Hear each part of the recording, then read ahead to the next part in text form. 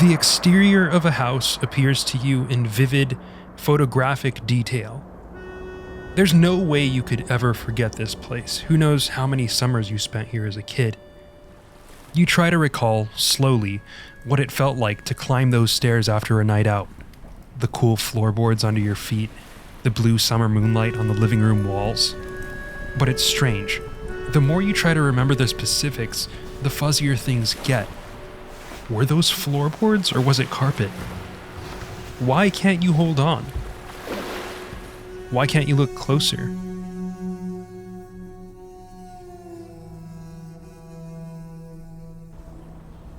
Memory is a strange and amorphous thing, a collage cobbled together from different senses and emotions, all of varying levels of clarity and persistence. Sometimes memories are so strong it hurts. Other times they're so vague we can hardly even imagine them without the help of a photograph.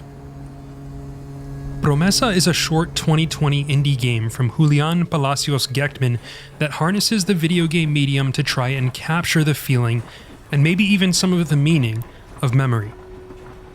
Relayed as a series of playable audio-visual vignettes over the course of 45 minutes, each sequence begins with a quote from Julian's grandfather, who imparts both wisdom and resigned curiosity about the memories of the life he's lived. These interstitial musings are culled from real conversations and ground the game in a sense of intimacy that you typically find in the likes of documentaries.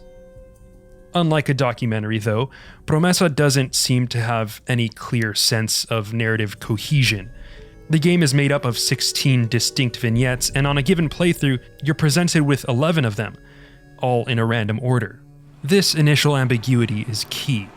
Memories decay over time, making it impossible to fully grasp what things happened when, or even why they might be important to you in the first place. Promesa builds this fragmentation into its structure so that certain connections can hit at different times for different players. Similar to the Kuleshov effect in film, where a person's blank expression can seem to take on a different emotion based on the shots that precede and follow it, the meaning of each new scene in Promesa gains resonance based on the order in which it's presented. If you happen to get this sunny apartment sequence in your playthrough and manage to spot this red scooter sitting in the quad, you might not even give it a second thought. But if you then come across this sequence of the same scooter in a rainy cave outside of space and time, it becomes an object of timeless emotional significance. The presentation may be random, but the meaning remains, even if it takes on a slightly different tenor based on the context. The rearranging that happens in Promesa is as much the point as the content of the scenes themselves. In Promesa, the further you are from something, the more photoreal it looks. This represents perfect memory. Conversely, things that are closer seem to appear more crass, poorly lit, or even unpolished, representing the idea of weaker memory. This hallway sequence conjures up the seemingly impossible feat of creating an image that is simultaneously vivid and vague. When we focus on what's ahead, it's clear. When we focus on what's nearby, it barely registers. It's a powerful trick and one of the game's most persistent ways of recreating the sensation of memory.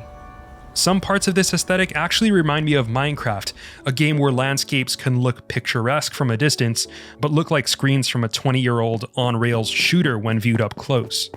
Unlike Minecraft, though, Promesa's use of perspective to shift our sense of reality isn't just a consequence of the art style. Promesa understands that the video game medium has limits, and instead of trying to cover them up, it leans into those limits as a way of exploring the nature of memory. Things like mip maps, light maps, object level of details, and texture resolutions themselves become the medium through which the game explores its central themes. Promesa isn't alone in identifying the, quote, substance of digital spaces as a vector through which to actually represent time. David O'Reilly, creator of games like Everything and Mountain, wrote on his film Please Say Something, "My central idea in constructing the world of Please Say Something was to prove that something totally artificial and unreal could still communicate emotion and hold cinematic truth. The film makes no effort to cover up the fact that it is a computer animation. It holds an array of artifacts which distance it from reality, which tie it closer to the software it came from. Like Please Say Something, Promesa leans into video games' interactive element to evoke the sort of visceral, dreamlike state of memory retrieval that David O'Reilly refers to. At first, this zoomed out shot of a city street looks like a pinhole photo of a place long forgotten, the kind of thing we're used to seeing in a video game intro cinematic. But this is not a cutscene. This is the game, and after a few seconds ogling the space, you hold down the forward button to find that, sure enough, you're moving toward an open window. Suddenly, the scene comes alive. We see the building exterior lit up by headlights.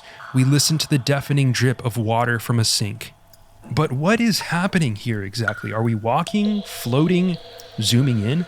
Promesa swings through these modes freely and seamlessly, transforming our instinctual drive to hold the W key into a mysterious act that blurs the very lines of our existence.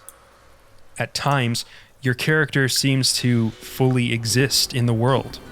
You walk around with a familiar weight and speed.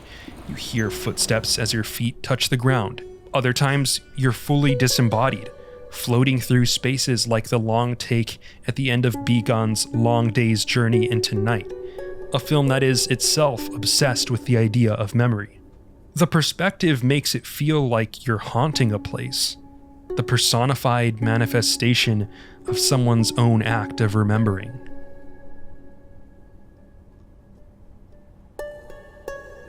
I can't think of another time that a video game has done this. I've played in first person, third person. I've even played from the zoomed out perspective of an omnipotent god. But here I'm not really playing as anything specific. My entire presence in this space is amorphous, and as the sights and sounds contort into new shapes that feel both alien and familiar, I feel Promesa pulling me in, not just into the space itself, but into the sensation of living out a memory. Constantly recomposing, reframing, and remediating, even the material of Promesa's scenes seem to bleed into one another. As objects, sounds, and lights all overlap, they puncture the consciousness of a given scene. As familiar relics of the past become emulsified in the processor that is the human memory, things like a piano, tables, chairs, escape from the places they belong and instead blend into the scenery of other memories, like the wireframe skeletons of things we can never forget, but at the same time can't quite place. One scene opens with us looking upon a gorgeous, impressionistic landscape painting of a village, only to discover the frame isn't actually a frame, it's a window. We turn to the left and take the path down to the village, only to find that the buildings are all facades, like set pieces in a black box theater, all set atop a ground of digital dirt. Whose memories are these? Are they secondhand recreations of Julian's father's stories? Are they imagined settings, places Julian has only dreamed about? Even though the nature of these memories is hard to pin down, there is something uncannily familiar about the way the sensation is relayed here. To me, the lack of coherence in these scenes is not the product of some crucial context we're missing about Julian's life in his admittedly personal game.